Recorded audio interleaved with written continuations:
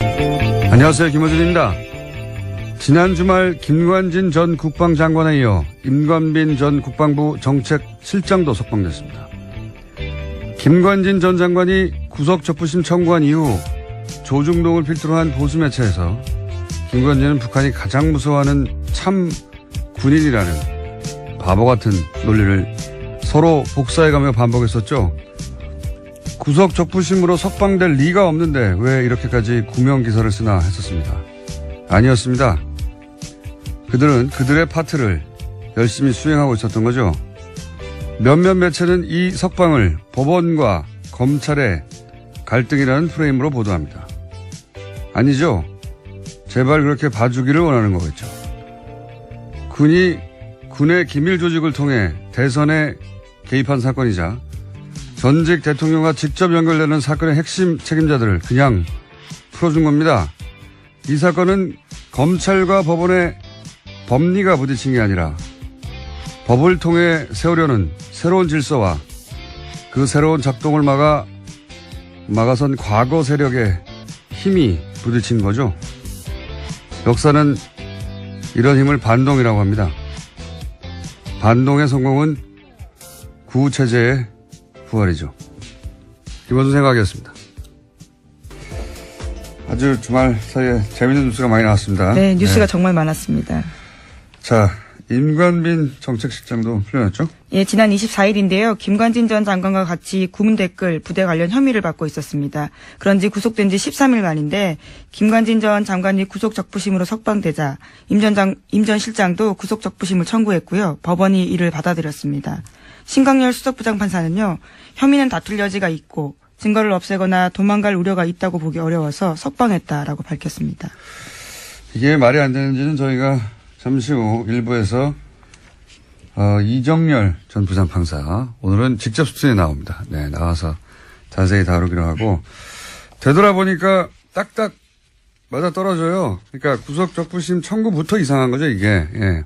법적으로 변한 게 아무것도 없는데 그럼 청구 자체를 안 하는데 안 되니까 근데 청구를 합니다. 그리고 조선일보를 필두로 북한이 제일 무서워하는 참군인. 예. 제가 계속 바보 같다고 비웃었는데. 근데 조중동이 계속 해요.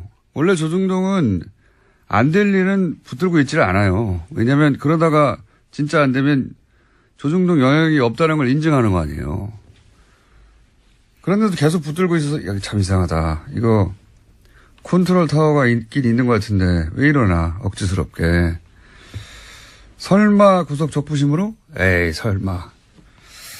그런데 그 양승태 전 대법원장이 직접 꽂았다고 하는 신광열 판사가 그 어려운 걸 해냈죠. 예.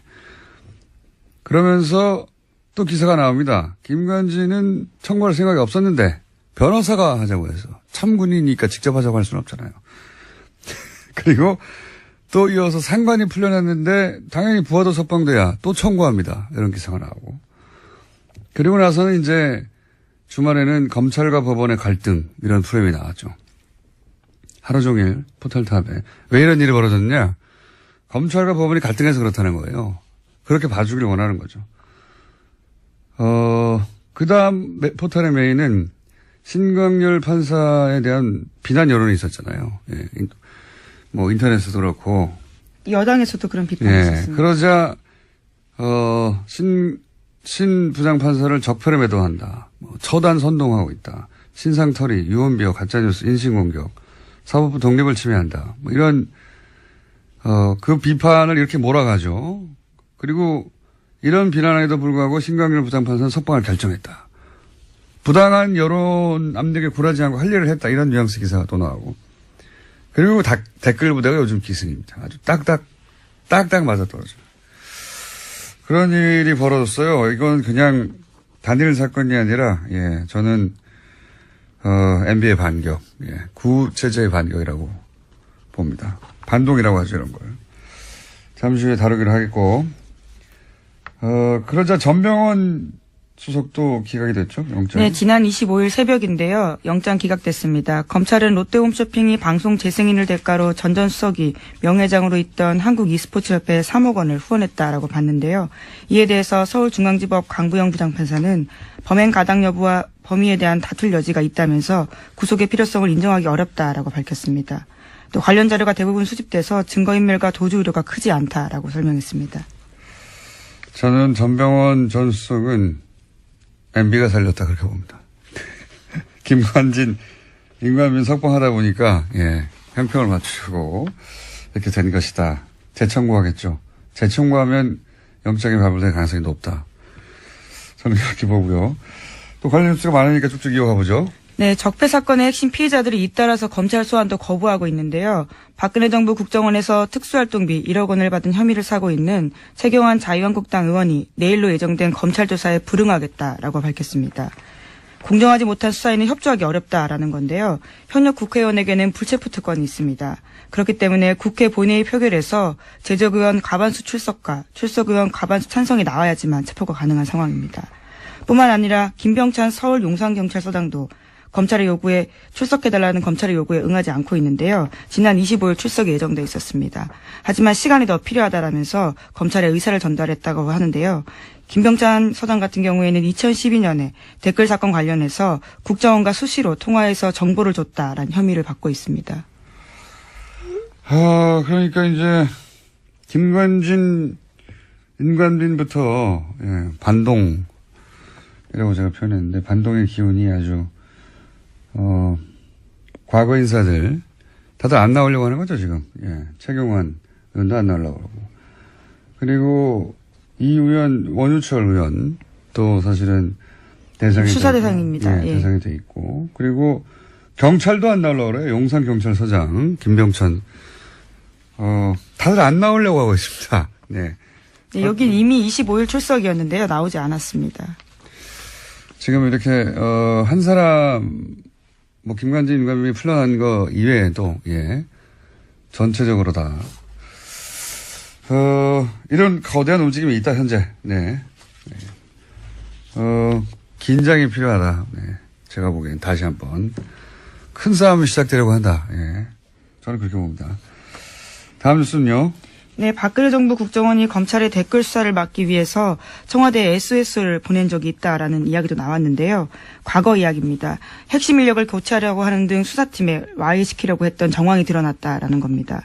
국정원이 당시 청와대에 올린 보고서를 보면 2013년 댓글 특별수사팀의 인적 구성에 심각한 문제가 있다, 이렇게 내용을 보고했는데 보고서에는 특수통 검사들이 균형적인 정무 감각이 부족하다라고 평가해놨습니다.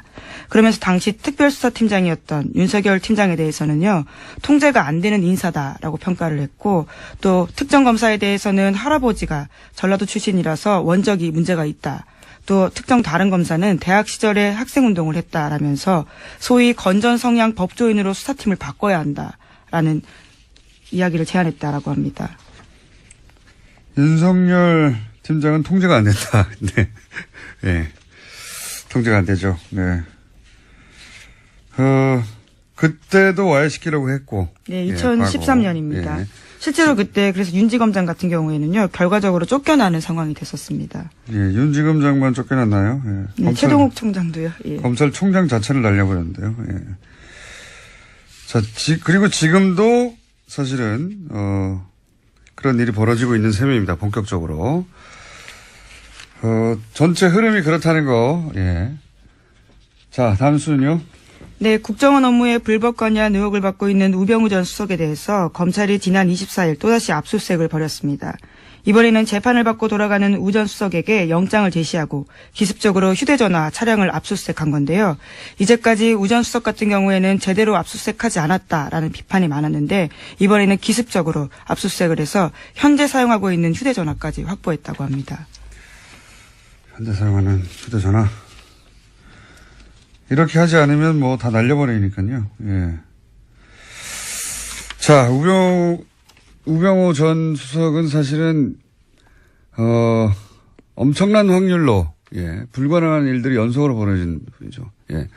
통신영장이라고, 원래 이제 수사 대상이 되면, 일단 기본적으로, 누구와 통화했는지부터 알아보잖아요. 예. 이거는 안 내줄 확률이 1%도 안 되는 건데 연속으로 안 내줬어요. 예. 네, 그래서 이례적이다라는 보도도 꽤 있었습니다. 그냥 이례적인 게 아니에요. 이건 일어나지 않을 일이 일어난 거예요. 우병우 전 수석과 관련해서는 아무것도 수사하지 못하게 하는, 예. 이제 하도 그러다 보니까 갑자기 들이닥쳐가지고 갖고 있는 휴대전화를 차에서 내리는데 뺏은 거죠. 압수수색한 건데 여기서 뭐가 나올지 모르겠습니다. 이제 우병우 전 수석에 대해서는 검찰도 어떻게든 해보려고 하는데 여태까지 실패해왔어요. 자, 그래서 이런 아무도 모르게 이런 영장 발부해서 아무도 모를 수는 없겠죠. 여하간 갑자기 기습적으로 닥쳤다라는 건데요. 이런 경우는 잘 없는데. 네, 이와 관련해서는 오늘 아침 한겨레 신문 보도가 있는데 이 과정에서 현직 검찰 간부가 우병우 전 수석과 추명호 전 국정원 국장의 연결고리 노릇을 했다라는 보도도 있습니다. 그러니까 내부에 일종의 프락치라고 표현하나요? 뭐 이런 사람들이 있다 보니까 검찰이 굉장히 기습적으로 압수수색했다라고 보는 건데요. 대검찰청에서는 해당 간부에 대한 감찰을 착수했습니다.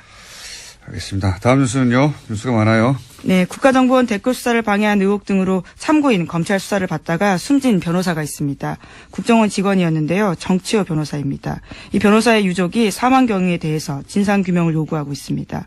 유족과 변호인단이 지난 24일에 기자회견을 열었는데요. 사망 경위에 관한 의혹을 제기하고 철저한 수사를 촉구했습니다.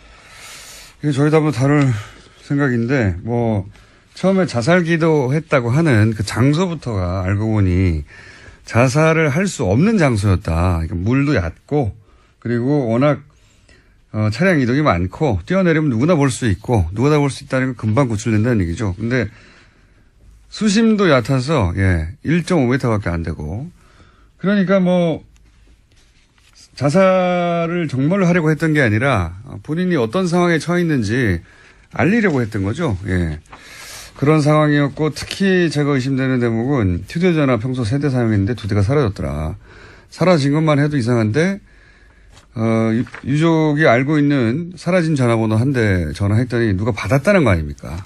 네, 처음엔 받았는데 이후에는 전원이 계속 꺼져 있었다라고 합니다. 받고 네. 이거 정 변호사 핸드폰 아니다라고 끊어버렸다는 거 아니에요? 말이 안 되는 거죠. 그러니까 사망한 이후 누군가 가져갔다는 얘기니까 누군가 가져간 사람과 사망과 연관관계 따져봐야 되고 그 외에 몇 가지 더 있습니다. 이 유가족은 이것이 단순 자살이 아니다. 타살 의혹이 있다. 이런 정황 여러 가지를 지금 주장하고 있고요. 네, 유가족들이 굉장히 저도 만나봤는데요. 아주 적극적입니다. 그래서 모든 이 루트를 따라다니면서 증거를 수집하고 있어서요. 만만치 않은 사건입니다. 알겠습니다. 자, 다음 뉴스요. 네, 더불어민주당 진선미 의원이 지난 24일에 이명박 전 대통령의 비자금 단서를 확인했다면서 검찰에 재수사를 촉구했는데요. 국회 본회의 자유 발언에서 한 이야기입니다. 2012년 내곡동 특감 수사 종료 사흘 앞두고 발견됐던 이명박 전 대통령의 아들 이시영 씨의 명의의 삼성동 힐스테이트 전세 자금에 대해서 이야기를 했습니다. 자, 이 사건도 자세히 따져봐야 되는 사건이죠. 이게 이제 당시에 내곡동 특검할 때 내곡동 땅을 살 때 현금 6억 원을 가져와서 샀다. 근데 이시영 씨는 당시 무직이고 재산도 3,600만 밖에 없었는데 6억 어디서 샀느냐. 아버지가 준 거 아니냐. 그럼 아버지 통장에도 변동이 없으니까 이게 비자금이다. 이런 얘기고. 그리고 그때 그뿐만 아니라 삼성동에 거주하고 있던 힐스테이트 전세 자금도 6억 4천 원이었는데 이것도 역시 본인이 낸 게 아니다. 근데 이 돈은 청와대에서 준 거다 하는 정황이 나왔죠. 청와대의 총무기관, 거기가 이제 김백준 씨, 소위 이제 평생 이명박 전 대통령의 집사 역할을 했던 여기서 나온 건데 여기서 이제 국권이 나오죠. 네. 2006년 이후 발행이 중지되어 있다라고 하는데요. 국권. 그러니까 아주 오랫동안 묵힌 돈이다라는 거죠. 오랫동안 있던 비자금이 나왔다. 네. 요 사안도 이미 특검이 조사해서 자료가 있으니 빨리 수사해라. 예, 그 비자금 어디서 났냐. 이런 이야기고요. 자, 또 하나가 이제 정유라 씨. 소위 이제 제가 이게 새로운 뭔가 기운이 있다 이거. 정말 진짜 전쟁이 새로 시작된 거 아니냐 이런 얘기를 했는데 정유라 씨 집에 40대 이모 씨가 침입을 했어요. 네, 강도가 침입했는데요. 지난 25일에 발생한 일입니다. 현장에서 붙잡힌 강도 같은 경우에는요. 처음에 정유라 씨와 금전거래가 있다라고 했다가 말을 바꿨습니다. 카드빚 2,400만 원 때문에 범행을 저질렀다라고 하는데요. 경찰은 강도 행각의 무게를 두고 이 씨에 대해서 강도 상해 혐의로 구속영장을 신청했습니다. 저는 이 사건은 굉장히 이상하다고 봅니다. 단순 강도라고 보기엔. 더군다나 계속 얘기하지만 기운이 이상하잖아요, 요즘. 예. 그래서, 요 사안 취재 중인, 이게 좀 이상하군요. 주진우 기자, 저희가 민진우 잠깐 연결해 보겠습니다. 주진우 기자. 안녕하십니까. 네. 방금 전까지 전화기가 꺼져 있어가지고 저희 제작진이 난리가 났었어요. 네. 네, 인지 일어났습니다. 자, 이모 씨가, 조사 초기에는 경찰에 정유라 씨하고 돈 문제가 있다고 했다가 나중에는 그게 아니고 카드빚 2,400 갚기 위해서 강도했다. 이렇게 번복했는데 이게 단순 강도로 보기에는 이상한 점부터 일단 짚어보면 어떤 게 있습니까? 범행이 발생하자마자 이상하지 않습니까? 그런데 예. 경찰과 그리고 언론에서 일제히 우발적인 범행이라고 발표를 했고요. 그 다음에 정유라 씨하고 같이 지내던 이 씨가 크게 다쳤어요. 예. 근데 경미한 부상이라고 계속 보도가 나오는 게 좀 이상했습니다. 그리고 예. 장소와 시간이 강도 범행을 하기에는 최악입니다. 정유라 씨가 살고 있는 그 압구정 동 미띠 빌딩의 1층에는 인기 있는 베트남 음식점이 있는데요.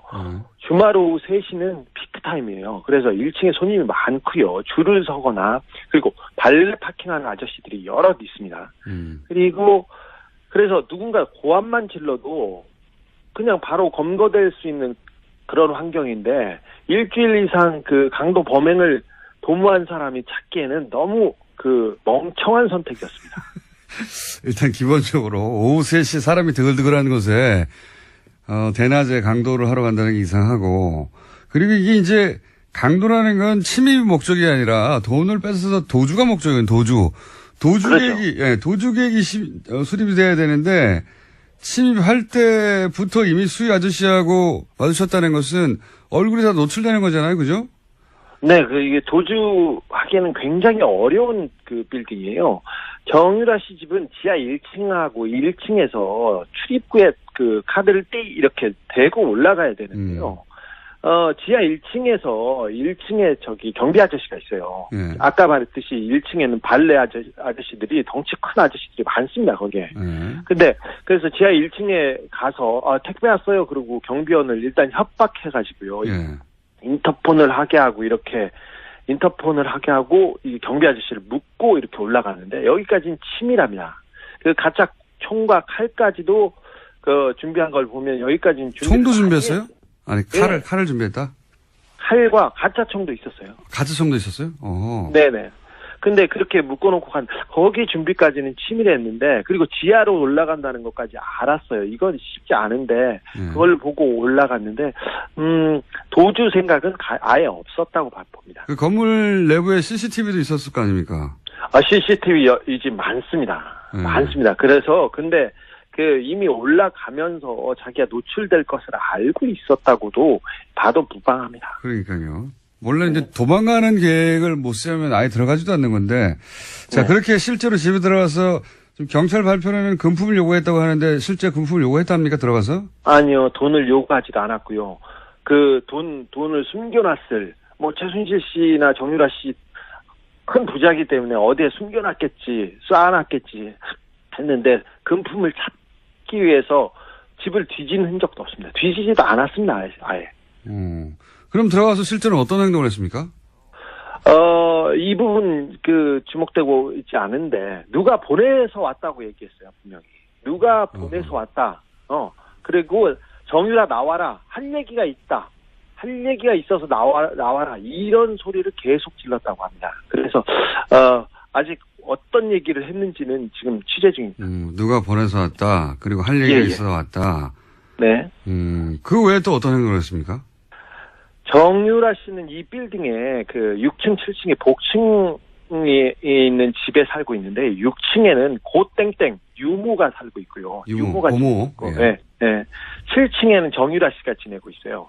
원래 6층에 정유라 씨가 살았어요. 네. 그리고 7층에는 정윤회 씨와 최순실 씨 방이 있었어요. 네. 각방이었습니다, 사실.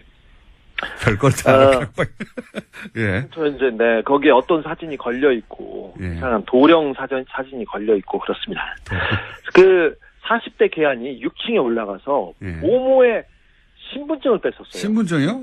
네, 신분증을 보면서 어딘가에 전화도 했습니다. 이 어디 신분증을 보잖아. 네, 이거 수사 중이니까 곧 파악이 될 겁니다. 뭐 집에 그 돈이 없으면 뭐 돈과 비슷한 카드를 뺏는다든가 분명히 뭘 다른 걸 해야 되는데 인출 시도를 신분증을 한다든가. 보고 신분증을 보고 전화를 했다는 것은 좀 이상하죠. 굉장히 이상하네요. 이건. 네. 돈을 목적으로 한 침이 아닌 건 거의 분명한 것 같은데. 네. 그리고 아까 이제 마필 관리사 같이 네. 거주하고 있던 마필 관리사 이모 씨가 이제 다투다가 예. 칼에 찔렸다. 그런데 뭐 네. 경미한 부상 정도 생명 지장이 없다. 이런 식의 보도가 있는데 사실 아닙니까?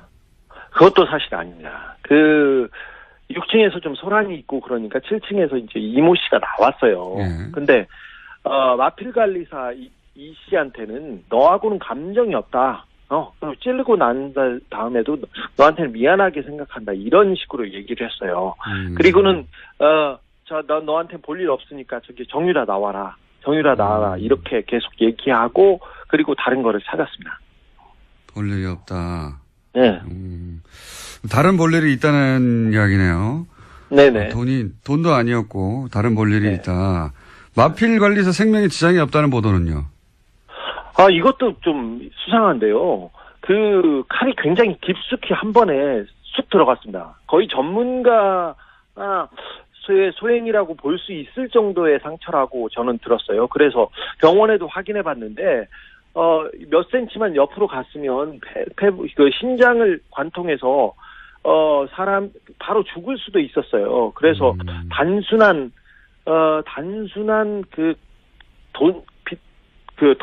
빚 때문에 벌인 범행이 분명히 아니라는 것은 분명합니다.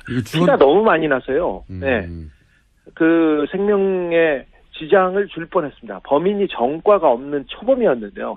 칼을 매우 잘 쓴다는 특징이 있습니다. 그렇군요. 그럼 신고는 누가 한 겁니까? 사실- 신고한 사람도 안 나왔는데. 예. 네, 사실 초범이 이렇게 칼 쓰다가 이거 쉽지 않거든요. 손 다치고 힘든데 이거 말끔하겠습니다. 신고는요. 괴한이 소란을 피우고 이 씨하고 격투가 벌어졌지 않습니까? 그래서 정유라 씨가 아이하고 이렇게 방의 문을 잠그고 방 문을 붙들어 잡고 있으면서 전화를 했습니다. 정유라 씨가 누가 신고하는지 보도가 안 돼가지고. 그러면 정유라 씨 정도는 굉장히 중요한 증인인데 경찰이 건물을 감시하고 신변보호하고 있지 않았나요? 사실 경찰 한 명이 보호하고 있었습니다. 근데 이모 씨가 이 부분도 따돌리고 들어갔습니다. 심상치 않네요. 그러면 마지막 질문인데 이게 돈도 목적이 아니고 무슨 할 말이 있어 왔다. 신분증을 뺏어서 어디론가 전화했다. 종합적으로 볼 때 따로 볼 일이 있었다고 했던 그 볼 일은 뭐라고 지금 아직 취재 중이긴 하겠지만. 네, 이거 봅니까, 파악 중인데 사실 박근혜 최순실 씨 주변에서는 이런 일이 많이 있습니다. 누가 죽거나 다치거나 그리고 뭐 정유라 씨, 장시호 씨가 뭐 누구 사람을 만난다던가 남자를 만나면 조폭을 보내는 경우도 특별한 일은 아니니까요. 근데 이 사건에서는 의심해볼 정황이 너무 많습니다. 특별히 정유라는 박근혜, 최순실, 이재용에게 가장 중요한 증인입니다. 특별히 박근혜와 이재용 씨의 뇌물 사건이에요. 뇌물의 실질적인 증거 있지 않습니까, 이분이. 그래서 지난 재판에서 이들에게 불리한 증인을 해가지고 이재용 부회장한테 유죄를 받는 결정적인 증거가 되기도 했으니까요. 사실 정유라 씨가 겁을 먹거나 아니면 다른 증인이 그 겁을 먹고 입을 다물라고 메시지를 보내기에는 이보다 더 좋은 상황이 없습니다. 특별히 적폐 수사 자체를 흔들어볼 목적으로 지금 뭐 세력이 규합되고 이상한 징후들이 많이 보이는데 이걸 목적으로 누구를 그 사람을 보냈을 가능성을 열어놓고 이 범행의 동기와 배후를 파헤쳐야 된다고 봅니다. 분명히 우발적인 범행은 아니었습니다. 알겠습니다. 오늘 여기까지 하겠습니다. 감사합니다. 네. 네, 시사인 주준희 기자였습니다. 저는 특히 이 집 보모 신분증을 뺏었다는 게 이게, 이상하네요. 왜냐면은, 신분증 봐서 뭐예요? 아무 상관이 없잖아요. 근데 그걸 강도라고 생각하면 이상한데, 그게 아니라, 거기 있는 모든 사람의 심리적 압박, 거기 같이 있던 마필 관리사, 유일한 남자였거든요. 그 사람은 칼로 찌르고, 그리고 보모는 신분증을 누구한테 신분을 불러준다고, 주민등록번호 불러준다고 생각해봐요. 보모 입장에서 굉장히 심리적 압박이거든요. 누군가 내가 여기 근무하는 걸 알고 있다. 그런 목적이 아니었을까. 그렇지 않고서는 대낮에 들어가서 신분증을 뺏어가지고 전화하고 내가 누가 보냈다 할 얘기가 있다. 이럴 리가 없죠. 그 도주의 계획이 없잖아요. 이건 기본적으로 침해 계획만 있어요. 굉장히 이상한 사건이다. 예, 저는 그렇게 봅니다. 자, 오늘 여기까지 할까요? 네, 인사드리겠습니다. 여기까지 할 거면 그냥 중간에 보낼 걸 그랬어요. 네. 지금까지. 네, 시사인 김은지였습니다. 감사합니다. 네, 감사합니다. 국민 여러분, 안녕하십니까. 여러분의 귀염둥이 MB 인사 올리겠습니다. 국민 여러분, 우리나라는 지금 여러모로 위기를 맞고 있습니다. 안보는 위태롭고 경제는 어렵고 정치는 혼란하고 심지어는 법까지도 고무줄매로 왔다 갔다 하고 있습니다. 저는 전직 대통령으로서 지금 이 상황이 좀 심히 걱정되는 상황입니다. 그런 확신을 마저는 가지고 있는 겁니다. 그까지만 우리가 누굽니까? 어려울수록 강해지는 민족 아닙니까? 이럴 때일수록 아래위가 똘똘 뭉쳤어. 아래위가 손발을 맞췄어. 마음도 맞추고 말도 맞췄어. 이 위기를 극복해 나가야 됩니다. 그런 확신을 마저는 가지고 있는 것입니다. 화이팅! 화이팅입니다. 예. 여기까지야. 끝난 거고. 가자. 우리 또 맞춰봐야지. 오늘 건 약간 실패인 것 같죠? 김관진 전 장관, 임관빈 전 실장 모두 석방이 됐습니다. 이 사건 저희가 뉴스공장 전속 영장 해설판사 법무법인 동안의 변호사 아니고 사무장 그리고 영장 전담 판사를 실제로 해본 경력을 가진 이정열 전 부장판사 오늘은 스튜디오에 직접 나오셨습니다. 안녕하십니까? 네, 안녕하십니까? 아니 어떻게 스튜디오에 직접 나오겠다고 하셨어요? 이게 저 처음에 공장장님도 서두에서 말씀하셨지만은 좀 이상합니다. 지금 상황이 되게 매우 이상한 예. 상황입니다. 매우 좀 엄중한 상황이 아닌가 싶어서 예. 뭐 제가 그렇게 뭐 영향력이 있거나 뭐 그런 사람은 아니지만 근데 좀 알고 있는 건 좀 청취자님들께 전달을 해드려야 될 의무가 있지 않나 싶어서 청을 넣었는데 예. 또 여기 사실 출연하고 싶어 하시는 분들 되게 많으시잖아요. 되게 많습니다. 예. 사실. 예. 근데 그렇게 받아주셔가지고 너무 감사합니다. 쪽좀 뽑으려고 그러는 거죠? 예, 뭐 준비되어 있습니다. 예. 예. 지난주에 저희가 잠깐 인터뷰를 했어요. 예. 네, 잠깐 인터뷰 할 때, 이런 방식의 석방은 정말 드문 일이고, 네. 구속적부심으로 이제 석방이 된다 하더라도 보통은 이제 영장이 발부됐는데 그 이후에 합의가 됐다더라. 네. 혹은 뭐, 새로운 뭐, 유리한, 이제 구속된 사람에게 유리한 증거가 나왔다더라. 네. 그럴 경우에나 되는 건데, 지금 네. 아무 일도 없는데, 갑자기 석방이 연속으로 돼버렸어요. 그래서 네. 이게 하나도 이상한데 연속으로 된 거, 이게 진짜 법리적으로 설명을 시도할 수는 있으나, 이 정도 되면 법리 이상의 것이 있다. 그러면서 이제, 형사수석 부장, 그 자리는 대법원장이 꼭 찍어서 발령한 자리인데, 대법원장이 꼭 찍어서 발령한 그 사람이 이 석방을, 어려운 석방, 불가능하다고 생각한 법조인들은 석방을 해냈기 때문에 그런 관점에서 이걸 좀 바라봐야 된다. 네네. 거기까지 하셨죠. 예, 그렇습니다. 예. 그러면 이제 금요일 날 하고 또 달라진 점은 김관진 전 장관뿐만 아니라 임관진 전 실장까지도. 예, 임관빈. 네. 예, 임관빈 전 실장까지도 풀려났어요. 예. 더더욱 이상한 거죠. 어마어마하게 이상한 거죠. 그렇죠. 예. 네. 이거 조금 전에 이제 공장장님 말씀하셨던 대로 구속적부심이 사정 변경이라고 하는데 유리하게 이제 변경이 된. 법 쪽에서는 사정 변경이라고 합니까? 사정이 변경되었다는 거죠. 아무것도 아닌데 전문 용어처럼 쓰는군요. 예. 그렇죠. 사정이 변경된 거죠. 예. 예.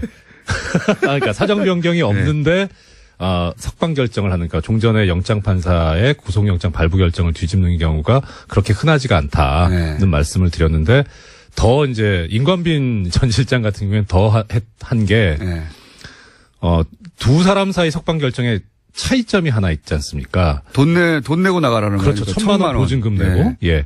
그래서 이게 사실 이런 제도가 제도 취지는 참 좋아요. 그래서 원래 그 구속을 하는 게 도주 우려가 있거나 증거인멸의 우려가 있을 경우에 하지 않습니까? 그런데 증거인멸의 우려가 없다면 그러면 도주 우려가 설령 있다고 하더라도 돈을 내게 해서 나중에 이제 도망가면 그 돈이 몰수가 되니까. 돈 날릴 걱정 그렇죠. 때문에 못 도망가게 하네. 그러니까요. 근데 1,000만 원 때문에 도망 안 가나요?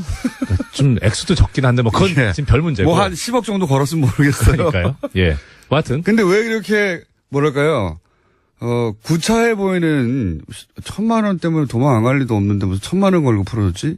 이거 왜 그런 겁니까? 그러니까 일단 제 생각에는 이건 추측인데 당초에 김관진 전 장관에 대한 석방까지는 염두에 뒀던 것 같아요. 예. 그런데 그 다음에 이제 임관빈 전 실장이 또 청구를 하니까 그냥 그림상으로는 사실 상급자가 나갔는데 하급자를 구금해 둔다는 게 이상하잖아요. 예. 지체를 한 사람도 나갔는데. 그렇죠. 그러니까 형평상 풀긴 풀어야 되겠는데 그런데 이제 김관진 전 실장하고 김관진 전 장관하고 임관빈 실장 차이가 뭐냐면 혐의가 정치 관여 부분은 서로 지금 뭐 공통이 돼 있는데 임관빈 전 실장 같은 경우는 뇌물 부분이 있어요. 뇌물 부분. 예. 그러니까 사실 이건 풀기가 어려워요. 더 어렵다. 더 어려워요. 그 다음에 뭐 다른 시간에 기회가 되면 혹시 말씀드릴 수 있을지 모르겠지만 김관진 전 실장 같은 경우에는 법리적으로 무죄다라는 주장을 변호인이 했거든요.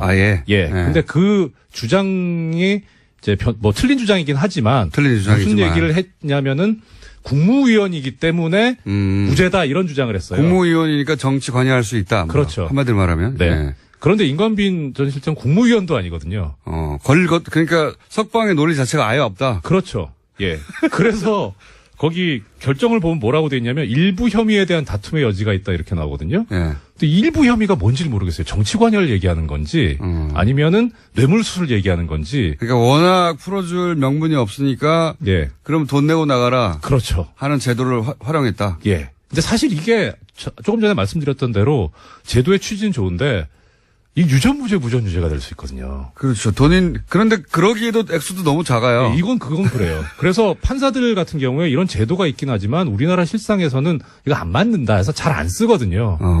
근데 그것까지 이제 쓴 거예요. 그러니까. 하다 안 되니까. 그러니까요. 그러니까, 야, 이거 좀 너무한 거 아니냐. 꼭 풀어주고 싶었네요. 꼭 풀어줘야만 했겠죠. 정말로 꼭 풀어주기 위해서 그렇다고 이제 그 수석 부장판사 아무나 되는 게 아니지 않습니까? 그렇습니다. 실력은 좋은 거잖아요. 실력 있어야죠. 그러니까 온갖 끌어다 땡길 수 있는 거는 다 박박 끌어 쓴 거군요. 이게. 그렇죠. 그리고 게다가 실력도 실력이지만 지금 신광열 수석 같은 경우에는 제 기억에 아마 2012년 9월에 고등부장 승진한 걸로 알고 있어요. 그러니까 지금 거의 5년 넘었잖아요. 고참이에요. 고등부장으로서도 좀 있으면 이제 법원장 될 사람인 거예요. 그러니까 실력도 실력이지만 경험도 상당히 경륜도 풍부한 분이죠. 그러니까 이제 저 구석에 있어서 아무도 안 쓰는 것까지 갖다 쓴 거죠. 그만큼 이 법을 아는 사람들이 내부적으로 보기엔 야 이렇게까지 해서 풀어주나 이런 사안이라는 거죠. 그렇죠. 예. 그렇게 해서 풀어줬습니다. 예. 풀어줬는데 여기서 이제 한 가지 정도만 따져볼까요? 뭐 법리를 따질 이유가 없다고 하셨는데 말이 안 돼서. 방어권 보장 위해서 풀어줬다고 했잖아요. 김관진 전 장관이. 이게 왜 말이 안 되는 겁니까? 그러니까 보통 이제 방어권 보장을 위해서 석방을 하는 경우에 구속영장 청구를 기각하거나 하는 이유는 뭐냐면 일단 검찰 측에서 이러한 범죄 혐의가 있다고 구속영장을 청구를 하잖아요. 그리고 이제 자료를 제시를 하죠. 소명 자료를. 그럼 보면은 당연히 이제 어느 정도 증명이 되겠죠. 그러니까 검찰이 청구를 하는 거고. 근데 거기에 대해서 피의자 측이, 그러니까 영장 청구의 대상이 된 피의자가 사실은 이게 이렇게 된 거다고 자기한테 유리한 주장을 합니다. 그러면서 일부 증거를 또 제시를 해요. 그럼 재판부에서 보기에 이게 변명이 말이 된다. 설득력이 있다.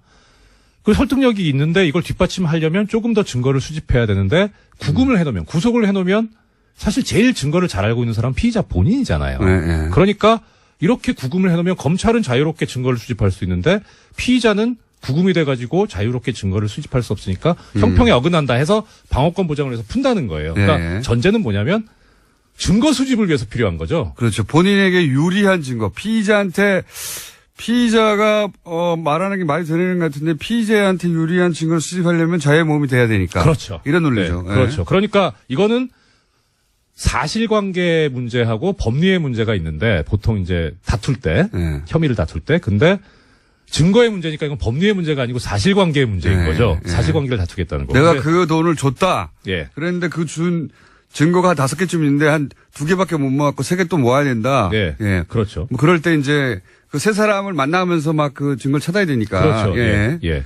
그럴 때 내가 보내주는 건데. 예, 풀어주는데. 그러니까 그러면은 이 재판부 논리대로 하면 이 사실관계에서 증거 수집에 지금 필요성이 있구나라고 이해는 할 수 있어요. 예. 근데 재미있는 게 이 김관진 전 장관의 변호인이 언론 인터뷰를 하면서 뭐라 그랬냐면 모든 증거가 다 수집돼 있다.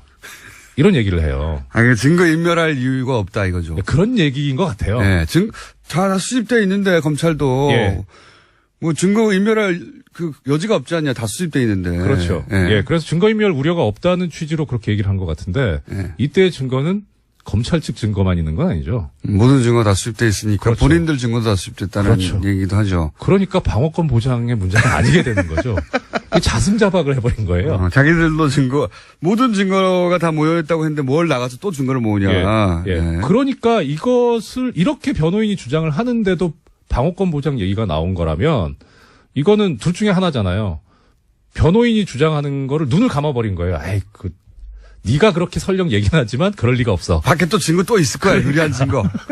예, 그렇거나 예. 아니면은 이 방어권 보장이라고 한 부분이 잘못 쓴 거라는 거죠. 잘못 판단한 거라는 거죠. 잘못 판단이라기보다는 쓸 게 없어서 썼겠죠. 굳이 법리적으로 따지자면.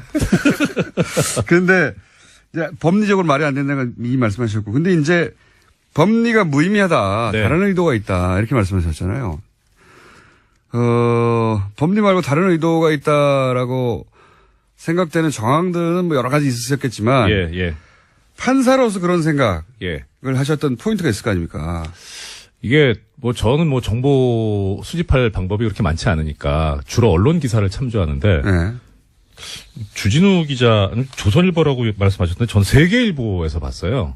어떤 기사? 세계일보에서 그 얘기 하더라고요. 저기 아까 공장장님도 처음에 말씀하셨는데 원래 김관진 전 장관은 구속적 부심 신청을 할 생각이 없었는데 참군인이라서 참군인. 예, 부하들의 책임을 다 지려고 그래서 참군인이라서 구속적 부심 신청하면 이상하다라고 해서 안 하려고 했는데 변호인이 강하게 권유를 해가지고 그래서 어쩔 수 없이 했다. 그게 이제 원래는 비판 여론을 이제 왜 구속적 부심 신청했냐. 네. 그리고 물타기 하고 석방된 이후에도 우호 여론을 조성하고 그러니까 참군인이기 때문에 네.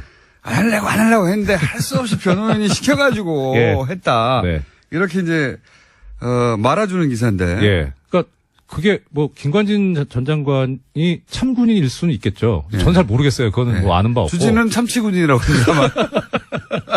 참 일단 정치군이라고. 일단 법률계 쪽에서 보자면 변호인이 얘기한 게 좀 눈길이 가는 거예요. 네, 법전의 관점에서 보자면 네. 변호인이. 그러니까 의뢰인이 나는 적부심 신청 안 하고 싶은데라고 했는데 변호인이 주장해가지고 적부심 신청했다는 기사대로라면. 거예요. 예. 법무법인 발언이라고. 발언이죠. 예. 그 유명한 BBK를 담당했던. 그렇죠. 그 대표 변호사. 이명박 전 대통령과 아주 밀접한 관련이 있는. 예. 이명박 전 대통령 시절에 비약적으로 발전한. 예. 네. 뭐 하여튼 그건 그렇고. 예, 하여튼 발언해서. 예. 그렇게 안 한다고 했는데 신청했다. 신청했어요. 그러면 보통 이제 일반적으로 전 변호사는 아니지만 보통 변호사가 못 되신 거죠. 사무장에 머물러 계신 거죠. 논점에서 벗어났습니다. 일반적으로 예. 의뢰인이 원하지 않는데 변호사가 하자고 하면 예. 나중에 안 되면 어떻게 합니까? 책임 때문에 못 합니다. 못 하죠. 예, 원래. 그러니까 의뢰인이 하자고 해도 변호사가 보기에 이거 안 될 것 같으면 말리거든요. 근데 그럼 안 된다고 이거 말립니다. 해봐야 괜히 역효과만 납니다. 이러고 말리는데 오히려 근데 이 경우에는 희한한 게 이 구속적 부심이 보통 잘 받아들여지는 거라면 또 그럴 수도 있어요. 이거 한번 해볼 만합니다 하는데 원래도 안 받아들여져요. 안 받아들여져요. 근데 그걸 하자고 해요, 변호인이. 게다가 이렇게 중요한 사건은 더더욱 안 받아주는데. 그러니까. 그걸 막 해요. 그러니까 이거 뭔가 이게 뭐 그런 소문도 들었어요. 법조계내에서 이거 뭐 저는 농담이라고 생각하는데 신광열 부장하고 강훈 대표 변호사하고 둘이 통화 기록을 좀 까봐야 되는 거 아니냐. 아. 이건 좀 심하고. 법무법인 발언하고 예. 신광열 부장판사하고 서로 통화한 거 아니냐. 뭐 예. 이건 저는 아니라고 봅니다. 예, 그건 너무 예, 심한 것 같고. 그렇게 그런 방식 유치하게 하지는 않았을 예. 거라고 봐요, 저는. 예. 근데 적어도 최소한 이거 청구하면 가능성이 있다. 예. 라고 하는 어떤 뭔가 상당한 그렇죠. 근거를 가지고 있다는 뭔가 거죠. 시그널이 있었으니까 했겠죠. 그렇죠. 예. 그렇지 않으면은 뭐 법무법인 발언 측에서 그 책임을 감수하면서 뭐 하려고 하겠습니까? 변호사들은 대단히 보수적입니다. 이럴 때. 그렇죠. 안 되는 걸 했다가 괜히 손해날 일을 아마도 피의자가 하자고 해도 안 된다고 말리는 게 정상인데 네. 안 한다고 하는 걸 끝까지 하게 했다고 하면 믿는 구석이 있어요. 그러니까요. 믿는 구석. 그러니까 이건 좀 이상하다. 뭔가 있다. 는 생각이 들어요. 그때부터 그러니까. 이상하다고 생각하셨군요. 예. 야, 이거는 안 될 일인데 왜 변호사들이 먼저 나서서 했단 말인가. 그러니까요. 게다가 이어서 또 임관민 실장은 그런 기사가 나왔거든요. 중간에. 예. 아니 지시한 사람이 나갔으면 이제 그러면 부하도 나가야 되는 거 아니냐. 이걸 예. 이 기사의 톤은 너도 내가 해라. 예. 내가 싫지만 예. 신청해가지고 만약에 석방이 되면 그 석방을 근거로 부하도 풀려날 수 있지 않겠습니까? 라고 권유했다고. 그 얘기도 참군이. 나와요. 예, 그 참군이. 얘기도 기사에 나와요. 예. 그러니까 곧 임금미도 신청하겠구나. 예. 두 사람을 풀어주는 논리를 그렇게 연결했구나 하고 예. 딱 눈치를 챌 수밖에 없는. 그렇죠. 그렇죠? 그 세계일보 그 기사가 저는 너무 마음에 들더라고요. 그래서 김관진 전 장관이 참군인이라고 쓴 논조인데 이거 뭔가 지금 얘기가 있었다는 소리구나. 그러니까요. 자기들끼리 다 얘기가 됐고 요거 먼저 석방하고 그다음에 부하를 석방하는 거구나. 예. 부하 석방은 너무 말이 안 되니까 돈으로. 돈 1,000만 원 내고 나는 걸로 풀어줬구나.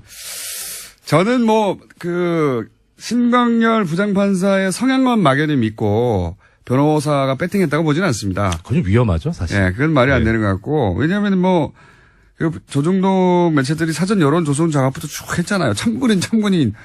얼마나 많이 기사를 냈는지. 그래서 보다 큰 시나리오 아래서 이게 전체적으로 진행된 사건이 아니겠는가. 저는 이제 추정하지만 법조인이시니까. 전 조심스럽죠. 예, 법조인이시니까 어쨌든 기사에 나온 예. 변호사가 먼저 하자고 했다더라라든가 아니면 임관민까지 하자고 하더라. 그리고 곧이어 역시 되더라. 네. 그리고 1,000만 원 내고 풀어주는 희한한 방식. 예. 이런 경우 보셨어요? 아이씨, 먹겠습니까? 이게 욕먹거든요. 저기 했다가. 법원 내에서도 욕먹을 거 아니에요. 그러니까 법에 있는 제도니까 사실 욕하기는 좀 그래요. 근데 잘 안 하니까 그런 수준이죠. 희한하다. 이런 정도죠. 판사들은 더 보수적이기 때문에 희한하네. 이런 정도. 그러면 찍어서 신광열 부장판사를 양승태 대법원장 시절에 찍어서 임명한 소위 말해서 이제 오른팔 정도 되는 사람이다. 이런 찍어서 임명했다는 건 확실한 겁니까? 오른팔이라는 말씀 제가 드린 말씀은 그건 아니고. 주진우 기자의 표현이긴 합니다. 찍어서라는 건 그건 당연히 근거가 있죠. 그러니까 이게 제가 찍어서 발령냈다라는 걸 가지고 30초 남았습니다. 그렇습니까? 예. 그렇다. 최초 보도한 비난하는 얘기를 최초 보도한 문화일보 기사에도 그렇게 나와 있어요. 2006년 2월 2일자 기사인데 거기 보면 서울중앙지방법원 형사수석 부장판사로 신광열 부장이 간다라고 그렇게 나와 있어요. 근데 인사 발령문이 그렇게 돼 있어요. 아예. 발령문이 딱 그 사람 이름을 예. 찍어서 예. 두리뭉실로 나오는 게 아니라 그러니까 신광열 부장만 게 아니라 다른 수석 부장들 다 그래요. 찍어서 부장판사는 네. 법무법인 동안 사무장 이정일